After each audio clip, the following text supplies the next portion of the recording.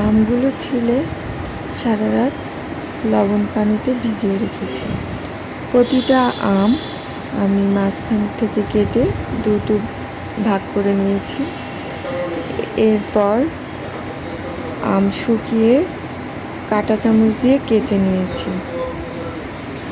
আজকে আমি আমের মোরব্বা বানাচ্ছি। পরিমাণ মতো পানি দিয়ে চিনি দিয়ে দিচ্ছি। আধা কেজির মতো চিনি দেব।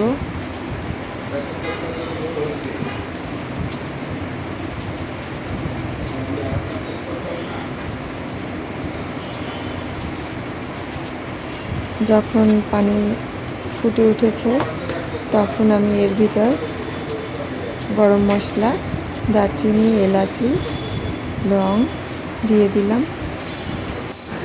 এইবার দিব পিঙ্ক সল্ট পরিমাণ মতো হাফ চামচের মতো দিব। আমি আর বাড়তি কোনো লবণ দেইনি, যেহেতু এটা মোরব্বা হবে তাই সামান্য পরিমাণে লবণ লাগবে। এবার আমি আমগুলো দিয়ে দিচ্ছি শিরার ভিতর। শিরাটা ঘন হওয়ার আগে আম দিয়েছি।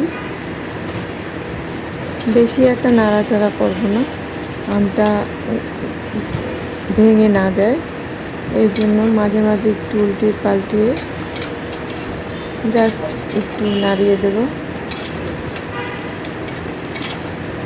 মোরব্বা করতে গেলে একটু সাবধানতা অবলম্বন করতে হয়, কারণ ছিটে ওঠে। একটা লেবু বড় সাইজের রস করে দিয়ে দিচ্ছি। পুরো লেবুটাই দিব রস করে। লেবু দিলে আর মোরব্বাটা কখনোই নষ্ট হবে না। সেক্ষেত্রে ফ্রিজে না রাখলেও হবে, নর্মাল ফ্রিজে না রাখলেও হবে। পুরো লেবুটাই আমি অল্প অল্প করে দিয়ে দিচ্ছি।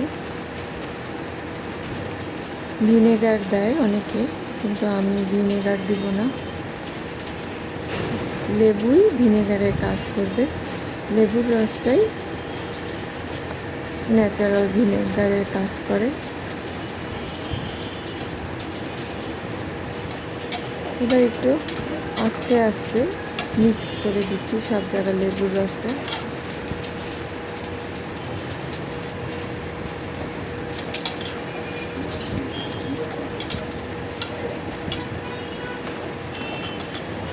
বেশি জোরে নাড়াচাড়া করলে আমগুলো ভেঙে যাবে, তখন দেখতে ভালো লাগবে না। অল্প আছে আমি বেশ সময় ধরে মোরব্বার ঝোলগুলো টানিয়ে শুকনো করে নিচ্ছি। এরপরে বক্সে ভরে সংরক্ষণ করব। কাচের বক্সে রাখলে সবচেয়ে ভালো।